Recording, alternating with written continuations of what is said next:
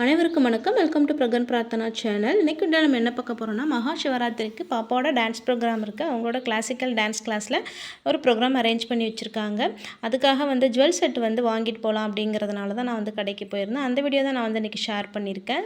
26th Wednesday அன்னைக்கு அண்ணாமலை நகரில் உள்ள ஒரு பசுபதீஸ்வரர் ஈஸ்வரன் கோயில் அப்படின்னு சொல்லுவாங்க. அங்கே தான் ப்ரோக்ராம் அரேஞ்ச் பண்ணி வச்சுருக்காங்க. ஆனால் நானும் எங்கள் சித்தி வந்திருந்தோம். அவங்களுக்கு தெரிஞ்சவங்க இங்கே இருக்கிறதுனால பார்த்து வாங்கி கொடுப்பாங்கன்னு சொல்லி நான் வர சொல்லியிருந்தேன். நான் ஏற்கனவே ஒரு செட் வாங்கி 2 இயர்ஸ் ஆகுது. நான் ஆன்லைனில் பர்ச்சேஸ் பண்ணியிருந்தேன்.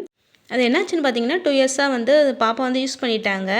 அடிக்கடி யூஸ் பண்ணாங்க. ஏன்னா ஸ்கூல் ஆனுவல் டேலையும் வெல்கம் டான்ஸ் கிளாசிக்கல் தான் கலந்துக்கிட்டாங்க 2 வருஷமாக. அது போட்டு நல்லா யூஸ் பண்ணிட்டாங்க. இன்னொன்று பார்த்தீங்கன்னா அது ஃபங்க்ஷன் முடிஞ்சதுக்கப்புறம் நான் போய் கழட்டுறதுக்குள்ளே பாப்பாவே யாரோ வச்சு கழட்டிட்டாங்க. அப்போ என்னென்னு பார்த்தீங்கன்னா நெத்திச்சுட்டில் உள்ள மணி ஃபுல்லாக கொட்டிடுச்சு. கழுத்தில் உள்ள ஆரம் அந்த நெக்லஸில் நாட் ஃபுல்லாக அறுத்துடுச்சு. ஒன்றுமே பண்ண முடியல. சரி என்ன பண்ணுறது, இப்போ ப்ராக்டிஸ்க்கும் நம்ம தனியாக அமௌண்ட் கட்டணும். அந்த செலவு இல்லாமல் இப்போ ஜுவல் செலவு எக்ஸ்ட்ரா தான் இது. அது அறுக்காமல் இந்த செலவு இருந்திருக்காது. பட் பரவாயில்ல, யூஸ் பண்ணிக்கலாம். அதையும் நம்ம கடையில் கொடுத்து நாட் புதுசாக நம்ம கட்டி யூஸ் பண்ணிக்கலாம். ஈவினிங் ஸ்நாக்ஸ் கொழுக்கட்டை அம்மா செஞ்சுருந்தாங்க. கொடுத்து அனுப்பிச்சிருந்தாங்க. அதையும் நாங்கள் சாப்பிட்டுட்டு அப்புறம் நண்டு குழம்பு கொடுத்து விட்டுருந்தாங்க. அது என்ன நண்டு, கட்டு நண்டுன்னு சொல்லுவாங்க இல்லையா, அந்த நண்டு குட்டி குட்டியாக தான் இருந்துச்சு. அதுவே பெருசாக இருந்தால் கடிக்கவே முடியாது. ரொம்ப ஸ்ட்ராங்காக இருக்கும். குட்டி நண்டு கொஞ்சம் ஈஸியாக தான் இருந்துச்சு கடிக்க. அது கொடுத்து அனுப்பிச்சிருந்தாங்க. அதை பாப்பாவுக்கு இப்போ சூடாக ரைஸ் வச்சு நான் கொடுத்துருந்தேன். கிளாஸ் டெய்லி ப்ராக்டிஸ் 1 hour போகணும், கிளாஸ் போகணும். அப்போ கிளாஸ் போகிறப்ப தான் கொடுத்து விட்டுருந்தாங்க அம்மா. பாப்பாவுக்கு நண்டுனா ரொம்ப பிடிக்கும். அதனால் வந்தது ரொம்ப பசி. அப்படியே சூடாக நான் குக்கரில் ரைஸ் வச்சு கொடுத்துட்டு அப்படியே குழம்பு வச்சு நான் நைட்டு சாப்பாடு கொடுத்துட்டேன். நைட் வேலை முடிஞ்சிருச்சு. திரும்ப நெக்ஸ்ட் டே பார்த்திங்கன்னா நான் திரும்பவும் கடைக்கு போகணும். ஏன் அப்படின்னு பார்த்தீங்கன்னா, நாங்கள் பார்த்து வச்சுட்டு தான் நான் வந்திருக்கேன். அமௌண்ட் எவ்வளோ ஆகுது என்ன அப்படின்னு சொல்லி டீட்டெயில் பார்த்துட்டு அட்வான்ஸ் கொடுத்துட்டு வந்துட்டேன்.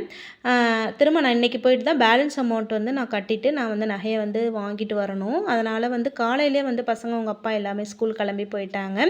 நான் வீட்டை ஃபுல்லாக சுத்தம் பண்ணி க்ளீன் பண்ணிவிட்டு பாத்திரம் எல்லாமே கழுவிட்டு முதல் நாள் துவைச்ச துணிங்க இருக்குது, யூனிஃபார்ம்லாம் அதெல்லாம் மடித்து வச்சுட்டு அப்புறம் இன்றைக்கி உள்ள துணியை நான் துவைச்சி காய போட்டு இந்த எல்லா வேலையும் முடிச்சுட்டு தாங்க நான் கிளம்பணும். ஏன்னு பார்த்தீங்கன்னா வெயில் எப்படி மணி 11 மணி ஆகுது.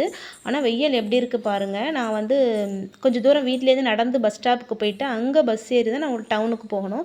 டவுனுக்கு போகிற 5 minutes தான் ஆகும் பஸ்ஸில். ஆனாலுமே நடந்து போகிற தூரம் கிடையாது, பஸ்ஸில் தான் போய் ஆகணும். இவ்வளோ வெயிலில் நான் போயிட்டு அங்கே டவுனுக்கு போயிட்டு வேலையை முடிச்சுட்டு நான் திரும்ப வீட்டுக்கு அங்கே பஸ் ஏறி திரும்ப எங்கள் ஏரியாவில் பஸ் ஸ்டாப்பில் இறங்கி நான் நடந்து வீட்டுக்கு வெயிலில் இந்த வேலை செய்ய முடியாது. அப்படியே ஒரு மாதிரி டயர்டாக ஆகிடும். அதனால் எப்போயுமே இந்த மாதிரி வெளியில் வேலை கிளம்புனேன்னு சொல்லி பார்த்தீங்கன்னா நான் வேலையெல்லாம் முடிச்சுட்டு தான் போவேன். ஏன்னா நமக்கு அப்போ தான் ஈஸியாக இருக்கும். வேலையை அப்படி அப்படியே போட்டுட்டு போயிட்டோன்னா நமக்கு இது முடியாத மாதிரி இருக்கும். அங்கே போய்ட்டு டயர்டாக இருக்கும். ஒரு மாதிரி மைண்ட் நமக்கு ரிலாக்ஸாகவே இருக்காது. இன்னொன்று பார்த்தீங்கன்னா இப்போ செய்கிற வேலையை மதியானம் 3 மணி 2 மணி 3 மணி வரைக்குமே இழுத்துட்ருப்பேன் வேலை செய்கிறது. ஏன்னா இடையில அப்புறம் ஏதாவது வேலை வந்துடும், இல்லை ஏதாவது ஃபோன் வந்துடும், இப்படியே நமக்கு ஏறும். ஆனால் வெளியில் கிளம்புறோன்றப்ப டக்கு டக்கு டக்குன்னு எல்லாத்தையும் ஒதுக்கி வச்சுட்டு வேலை மட்டும்தான் அப்படின்னு செய்கிறப்போ ஈஸியாக ஆனால் முடிஞ்சிருது. அது ஒரு நல்ல விஷயம். வெளில கிளம்புறோன்றப்ப நம்ம சுறுசுறுப்பு வந்துடுது. நல்லா வேலை நம்ம சீக்கிரமாக முடிக்கிற மாதிரி இருக்குது. அப்புறம் ஃபுல்லாக எல்லா வேலையும் முடிச்சுட்டு அப்புறம் அதுக்கப்புறம் நான் ஒன்று ஒன்றா செக் பண்ணணும். லைட் எரியுதா, ஃபேன் போட்டிருக்கேன்னா, ஜன்னல் ஃபுல்லாக ஏன்னா குருவி நிறைய வந்துடும். ஜன்னல் வழியாக வீட்டுக்குள்ளே வந்துடும், அணில் கூட வந்துடும். அதனால் ஃபுல்லாக நான் க்ளோஸ் பண்ணிவிட்டு சுவிட்ச் ஆஃப்லாம் பண்ணியிருக்கேனான்னு பார்த்துட்டு தான் நான் ஒன்று ஒன்றா செக் பண்ணி தான் போகணும். ரொம்ப ஞாபகம் மறதியாக இருக்குது இப்போல்லாம் எனக்கு. அதனால் ஒன்று ஒன்றா செக் பண்ணிவிட்டு தான் நான் போகணும். அதான் இப்போ கிளம்பிட்டேன். பார்த்தீங்கன்னா மிக்ஸி ஜாரும் நான் எடுத்துகிட்டு போகிறேன். ஏன்னா ப்ரீத்தி ப்ளூ லீஃப் மிக்ஸி தான் இது. நான் எத்தனையோ டைம் மாற்றிட்டேன். அதுக்கு கைப்பிடி மாற்றிருக்கேன், புஷ்ஷு மாற்றிருக்கேன், அடிக்கடி புஷ் போயிட்டு தான் இருக்குது. மிக்ஸி சூப்பராக இருக்கும் மோட்ரு. அதனால் நான் இத்தனை வருஷமாக நான் யூஸ் பண்ணிகிட்ருக்கேன். 13 வருஷம் ஆகுது யூஸ் பண்ணிகிட்ருக்கேன். ஆனால் ஜார் மட்டும் புஷ் அடிக்கடி போயிடும். அதை மட்டும்தான் மாற்றுற மாதிரி இருக்கும். அதனால் அதையும் நான் எடுத்துக்கிட்டேன். அதெல்லாம் பாப்பாவோட அப்பா கிட்ட கொடுத்தா சரி வராது. அதில் என்ன மிஸ்டேக்குன்னு நம்ம போனால் தான் கரெக்டாக சொல்லி அதை சரி பண்ண முடியும். இந்த மாதிரி வெளியில் கிளம்புறப்ப தான் நம்ம என்னென்ன சரி பண்ண முடியுமோ அதையும் நம்ம எடுத்துக்கிட்டோன்னா பொறுமையாக. இந்த டைம் கொஞ்சம் கூட்டமே இருக்காது பாருங்கள். ஆனால் ஒரு 5 o'clock அப்புறம் பார்த்திங்கன்னா போகவே முடியாது, அவ்வளோ ரஷ்ஷாக இருக்கும், டிராஃபிக்காக இருக்கும். போட்டியெல்லாம் முடிச்சுட்டு நான் வீட்டை விட்டு வெளியில் வரேன் பாருங்கள். இந்த 2 ஜீவனும் பாவமாக பார்த்துட்டு நிற்கிறாங்க. ஒன்றுமே கொடுக்காம வெளியில் கிளம்பி போகிறீங்களா அப்படின்ற மாதிரி. ஏன்னா பிஸ்கட் போடுவேன், நான் வேலையில் நான் மறந்துட்டேன். பாவமாக இருந்துச்சு எனக்கு. எப்படி பார்க்குது பாருங்கள். இப்படி தான் வந்து நிற்குங்க. அதுக்கப்புறம் நான் திரும்ப வீட்டை திறந்துட்டு வந்து நான் பிஸ்கட் எடுத்து அதுக்கப்புறம் போட்டுட்டு தான் நான் வந்து போனேன். ஏன்னா நம்ம திரும்பி வர வரைக்கும் இவங்க வந்து இந்த கேட்டுக்கிட்டே தான் படுத்திருப்பாங்க. நம்ம வீட்டுக்கு சேஃப்டி எல்லாமே இவங்க தான். வர வரைக்கும் படுத்திருப்பாங்க இங்கேயே. இல்லைனா அந்த ரோட்டில் தான், வெளில எங்கேயும் போகமாட்டாங்க. இந்த 2மே ரோட்டில் தான் படுத்திருப்பாங்க. அதனால் அவங்களுக்கும் நான் போட்டுட்டு அப்புறம் வந்து ஜுவல்லை வந்து நம்ம வாங்கிட்டு போயிடலாம் அப்படின்னு சொல்லிட்டு வந்து வாங்கியாச்சு. இதுதான் நாங்கள் வந்து செலக்ட் பண்ணி வாங்கினது. வளையல் மட்டும் தனியாக வாங்கினது, முன்னாடியே வாங்கினது நான் இதில் எடுத்து வச்சுருக்கேன். வளையல் வந்து செட்டோடு சில டைம் வரும், சில டைம் வராது. தனியாக தான் வாங்கணும்னு சொல்லுவாங்க. அதுக்கப்புறம் ஜடையில் தனித்தனியாக வில்ல வைப்போம் இல்லையா, அது ஸ்டோனில் வந்து தனியாக வாங்கியிருக்கேன். இதே செட்டு வந்து அவ்வளோவா வந்து பிரைட்டாக இல்லை, ஸ்டோன் கொஞ்சம் நல்லா இருந்துச்சு.